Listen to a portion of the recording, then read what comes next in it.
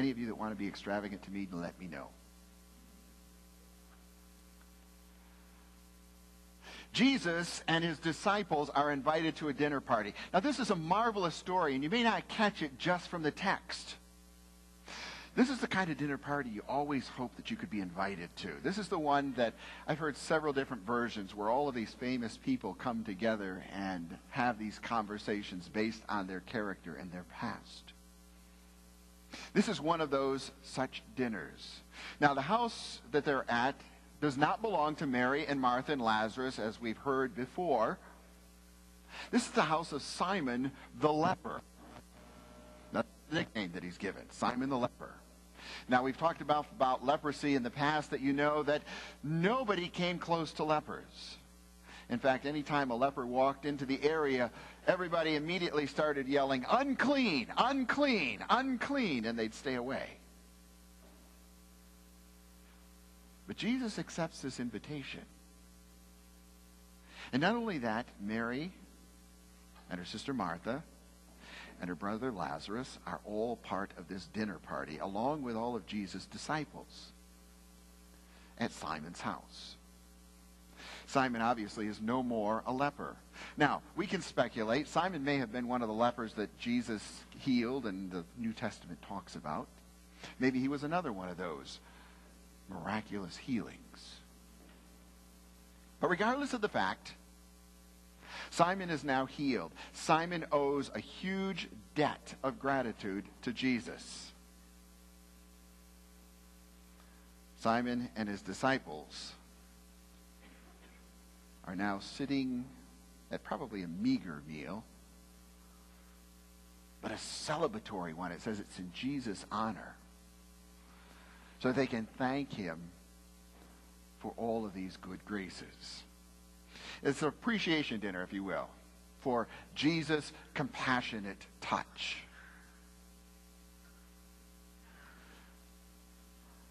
No longer is he Simon the leper, he's just Simon.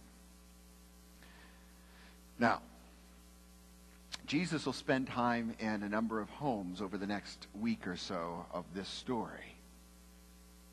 He'll spend time in the house of the high priest.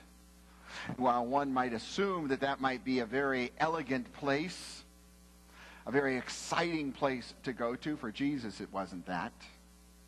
If you remember what takes place in the house of the high priest, this is where some of the trial begins. Some of the accusations are slung.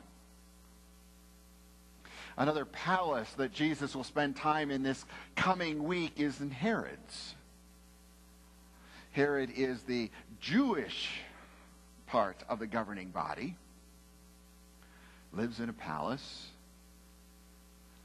Lives with all of the extravagance, and yet here too, this will not be one of the places that Jesus will relish being in. And he also spends time at Pilate's house. No doubt Pilate had a very nice house. Pilate was the Roman governor. Pilate would have had all of the extravagances that money could buy.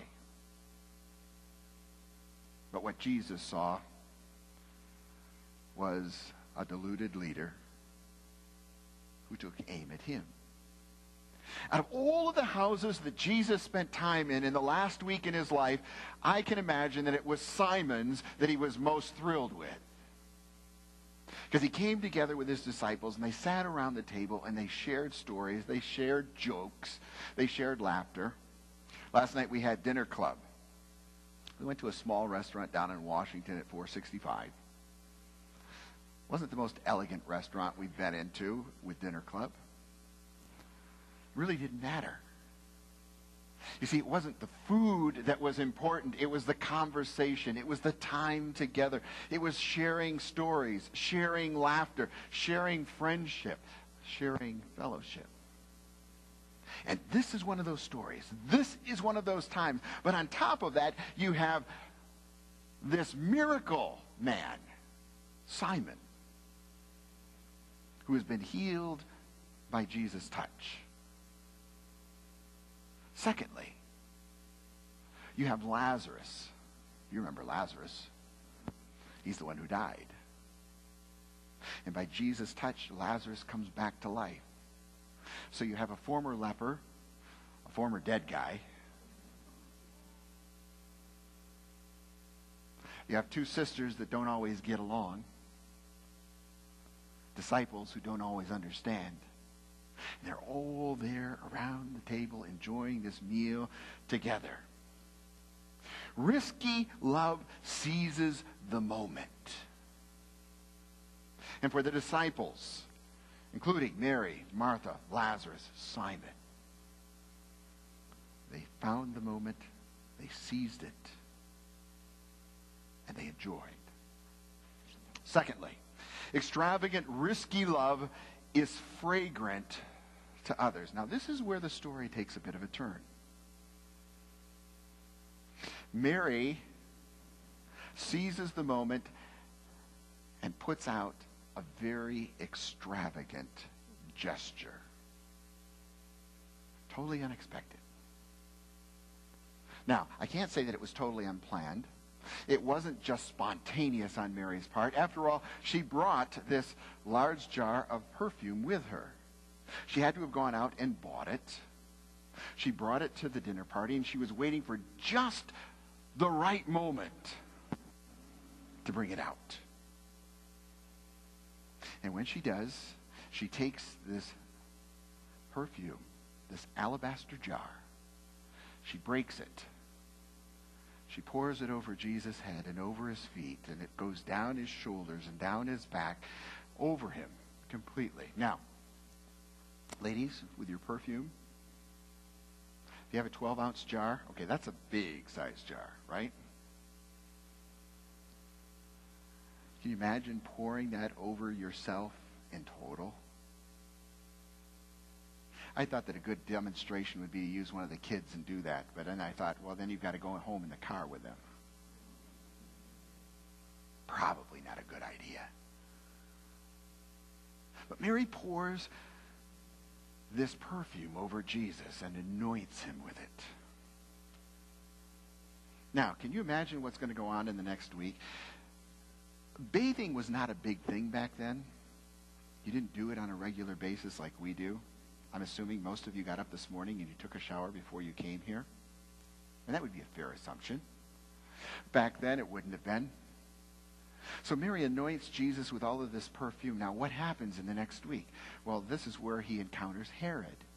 This is where he encounters the high priest. This is where he encounters Pilate. And can you imagine the smell from the perfume that is going to greet each one of those as Jesus walks into the room? In fact, I would dare say that Jesus took this smell all the way to the cemetery with him. It was that extravagant. Now, as I was putting all of this stuff together, my mind goes in different ways, as you probably already know. And I had to look up and find out what's the most expensive perfume in the world. Anybody know? No. It's called Clive Christian, and I've never heard of it. You have. Clive Christian. Good. I'm glad you don't have it. And this is why. According to the internet, and of course everybody knows the internet is always true, Clive Christian perfume cost $1,700 per ounce. $1,700 per ounce. Okay, and that's going on the conservative end because I found other reports that it was $2,200 an ounce or $2,400 an ounce. But the low one said $1,700 an ounce, so that's what we'll go with. Mary poured 12 ounces of perfume, one of the most expensive perfumes to the known world at that time, over Jesus. Said it cost her an entire year's worth of wages. Why? Because Mary believed in Jesus. Jesus had already been talking about his dying, his leaving them, that a life was